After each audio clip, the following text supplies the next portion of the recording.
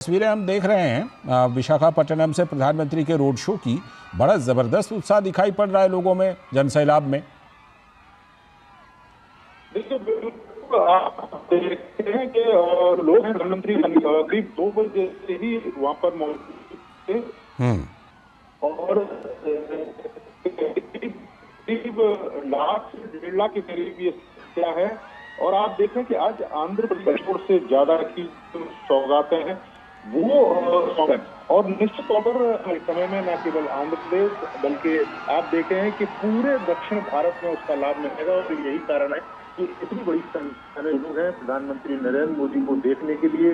प्रधानमंत्री नरेंद्र मोदी के द्वारा जो सौगातें यहाँ के लोगों को सौंपी जा रही हैं उसके लिए धन्यवाद करने के लिए यहाँ आए हैं।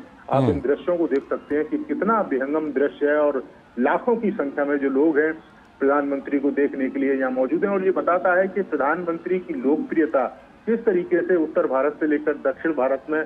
और आप देखें कि आंध्र प्रदेश को इससे पहले भी 15,000 करोड़ की सौगातें दी थी और अब 2 लाख करोड़ की सौगातें। ये बताता है कि आंध्र प्रदेश को लेकर प्रधानमंत्री के मन में क्या है। और दूसरी सबसे बड़ी बात है कि जब प्रधानमंत्री 2047 तक विकसित भारत के लक्ष्य की बात करते हैं तो उस विकसित भारत के लक्ष्य को तभी प्राप्त किया जा सकता है जब देश के तमाम राज्य कदम से कदम मिलाते हुए आगे बढ़े। और जब राज्य आगे आएंगे तो निश्चित तौर पर देश भी आगे बढ़ेगा। और आप देखें कि 2 लाख करोड़ की ये परियोजना है जिसमें एक बड़ी, कह सकते हैं कि एक बड़ी शुरुआत है हाइड्रोजन हब बनाने के लिए, जो खासतौर से ग्रीन एनर्जी के लिए उसका प्रयोग किया जाएगा। और हाइड्रोजन जो ईंधन है, ईंधन के तौर पर आप देखें कि तमाम इंजनों में उसका प्रयोग किया जाता है।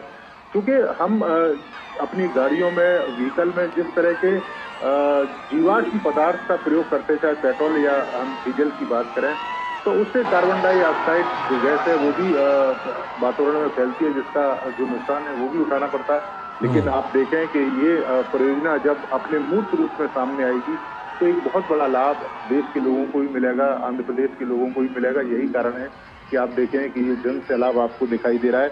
लाखों की संख्या में लोग प्रधानमंत्री को देखने के लिए यहाँ पर मौजूद है। लालचंद, बिल्कुल, जो लाखों की तादाद में, अभी जैसा हम जानते हैं नीरज की हाल ही में जब लोकसभा चुनाव के साथ वहाँ पर विधानसभा चुनाव हुए थे तो एनडीए को बहुत बड़ा बहुमत मिला था और वहाँ पर एनडीए की सरकार बनी। लोगों में प्रधानमंत्री नरेंद्र मोदी को लेकर जो वो क्रेज़ है वो एक बार फिर से विशाखापट्टनम में ये दिखाई पड़ रहा है। और मैं जैसा कि तस्वीरों में देख पा रहा हूँ, हमारे दर्शक भी देख पा रहे हैं कि फूलों की एक तरह से बारिश हो रही है और प्रधानमंत्री नरेंद्र मोदी हाथ हिलाकर अभिवादन दोनों तरफ, रोड के दोनों तरफ कर रहे हैं और अभिवादन का जवाब दे रहे हैं। साथ में मुख्यमंत्री और उप मुख्यमंत्री भी हैं। तो ये प्रधानमंत्री का जो रोड शो है ये करीब कितनी देर का कार्यक्रम है नीरज?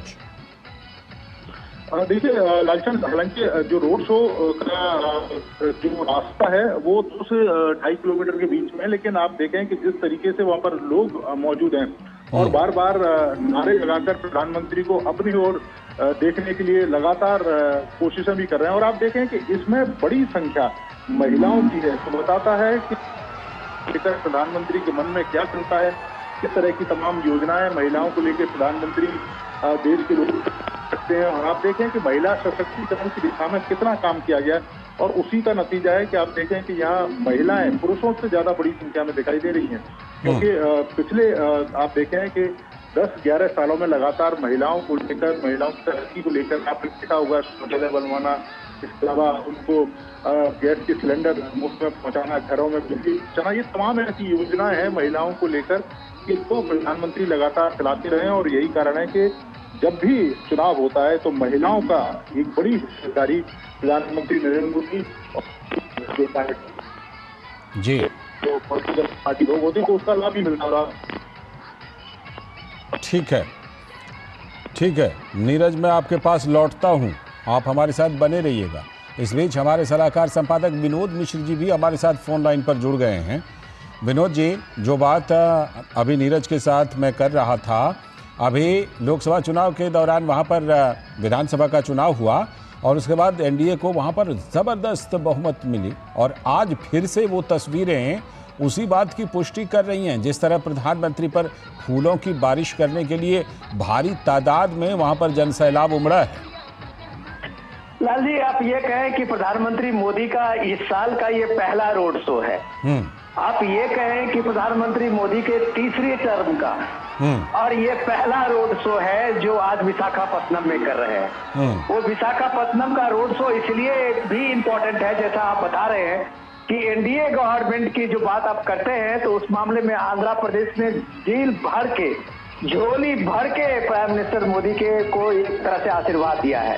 तो जाहिर सी बात है कि जो पहली बार आंध्र प्रदेश में चुनाव जीतने और लोकसभा में के प्रिय गठन के बाद और प्रधानमंत्री बनने के बाद ये गए हैं।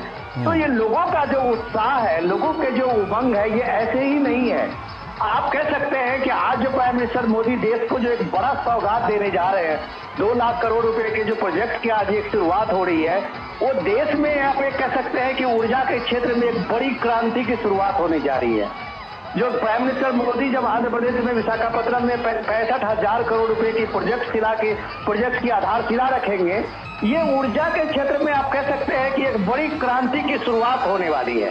और इसकी शुरुआत की नींव जब प्राइम मिनिस्टर रखेंगे, तो आप कह सकते हैं कि देश की एक नई उम्मीदें, जो डिपेंडेंसी थी कन्वेंशनल एनर्जी में, आप ये कह सकते हैं पेट्रोल डीजल को लेके, जो डिप्लोमेसी जियो पॉलिटिक्स थी, उसके बगल में अगर भारत ने अपनी आत्मनिर्भरता बनाई है, अगर इसके क्षेत्र में, ऊर्जा के क्षेत्र में ग्रीन हाइड्रोजन को लेके, तो आप कह सकते हैं कि एक बड़ा क्रांतिकारी परिवर्तन। ఈ వీడియో మీకు నచ్చినట్టయితే లైక్ చేయండి, 10 మందికి షేర్ చేయండి. అలాగే కామెంట్ల రూపంలో మీ అభిప్రాయాలను మాతో పంచుకోండి. Nationalist hub group of channels ను సబ్స్క్రైబ్ చేసుకుని తెలుగునాట జాతీయవాద జర్నలిజాన్ని ప్రోత్సహించండి. ఈ వీడియో కింద ఉన్న బెల్ ఐకాన్ పై క్లిక్ చేయడం మర్చిపోవద్దు.